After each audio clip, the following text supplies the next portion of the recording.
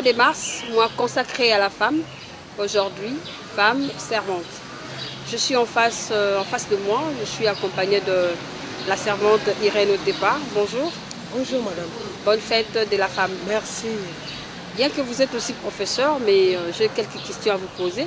La première question, c'est quelle relation doit s'établir entre la femme responsable et l'Église? Franchement, la relation qui pourra s'établir entre la femme responsable et l'Église, c'est tout simplement le cadre spirituel. C'est-à-dire, du point de vue spirituel, la femme responsable est contrainte à pouvoir s'ouvrir, à pouvoir s'adonner à l'éducation religieuse. Tout simplement, l'éducation est un acquis général. Quand par exemple on a raté l'éducation dans la famille, on a raté l'éducation dans la société, à l'école par défaut, mais le dernier point, c'est l'Église. Donc l'Église est vraiment un des acquis qui pourra permettre à la femme à pouvoir conquérir de bonnes méthodes, de bonnes habitudes, c'est-à-dire l'Église donne l'éducation d'une manière intégrale à la femme. Quand nous disons l'éducation intégrale, c'est-à-dire on essaie un peu de transformer, oui, voilà, de former, de restaurer la femme d'une manière intellectuelle, physique, morale, ainsi de suite. La femme mariée doit-elle privilégier ses fonctions au sein de l'Église au détriment de son ménage? Laissez-moi vous dire, en tant que professeur d'histoire, j'ai appris quelque part que dans le temps jadis, c'est-à-dire au XVIIIe siècle, la femme dans le temps jadis était négligée.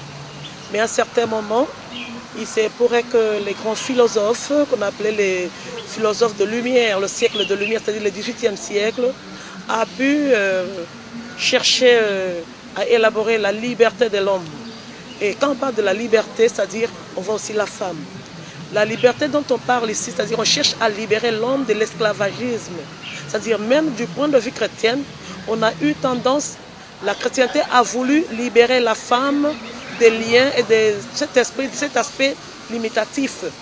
Franchement, la femme ne peut pas être limitée dans tout ce qu'elle doit faire. Elle a droit à s'ouvrir, c'est-à-dire à étaler les talents qu'elle a. Donc du point de vue spirituel, nous devons faire l'effort de pouvoir aider la femme à percer, à aller de l'avant, à éclater et exprimer ses tendances. Parce que quand on dit souvent qu'éduquer une femme, c'est éduquer une nation. Très bien. Mais quand la femme n'est pas éduquée, ça devient un problème très sérieux pour la nation, pour la famille et pour la société d'une manière générale. Donc franchement, nous avons besoin de l'éducation de la femme parce que cela pourra permettre l'émergence, l'amélioration des conditions de vie sur tous les plans économiques, social et que nous ayons aussi les soucis du progrès de notre nation.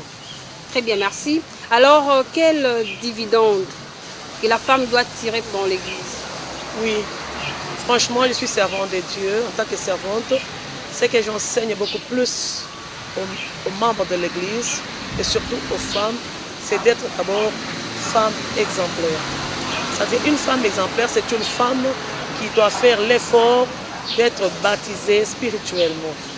Une femme qui est baptisée spirituellement, c'est une femme libérée.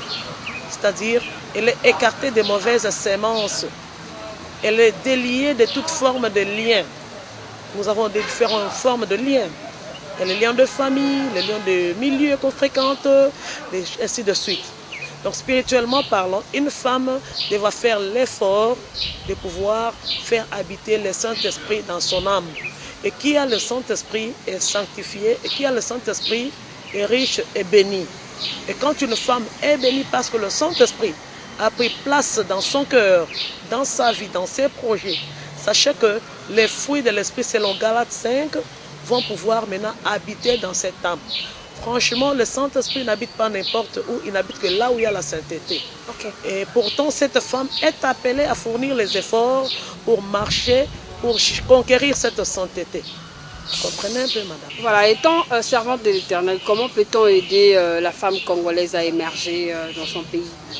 Franchement, en tant que femme congolaise et surtout Servante. servante de Dieu, j'ai besoin de parler aux femmes congolaises. Je crois que quand la femme s'élève, et toute chose est mise en marche. À nous de fournir les efforts. D'abord, du point de vue spirituel, je recommande que toutes les femmes puissent avoir cette amabilité de pouvoir chercher Dieu. Vous savez, quand la femme met les genoux par terre, je sais que Dieu sera à l'écoute. Bibliquement parlant, la femme a découvert plusieurs faits au sein de Jésus, auprès de Jésus. C'est la femme qui avait compris que non, Jésus-Christ était déjà ressuscité. La même femme a participé au funérailles de Jésus-Christ sur la croix. La même femme a participé à plusieurs faits avec Jésus. Donc la femme, quand seulement elle s'élève dans la nation sur tout le plan, dans toute tendance, toute forme dont on pourra parler, je sais que tout va marcher pour cette nation. Ce que je demande au peuple congolais, c'est surtout aux femmes, à pouvoir aussi amener nos enfants à l'instruction, les éduquer, comprendre que la femme, c'est une personne qui pourra aussi faire quelque chose de mieux pour cette société. Et que la femme ne puisse plus dormir, qu'elle se réveille. Ce n'est plus le temps de dormir. C'est le temps qu'on ait aussi des femmes pasteurs, des femmes servantes et des femmes qu'elles puissent maintenant aller de l'avant pour chercher la perception, chercher aussi la bonne conception, l'émergence et l'amélioration de toutes choses pour notre nation. Très bien, merci. Nous sommes à la fin. Je vous remercie pour votre contribution. À la fois prochaine. Merci.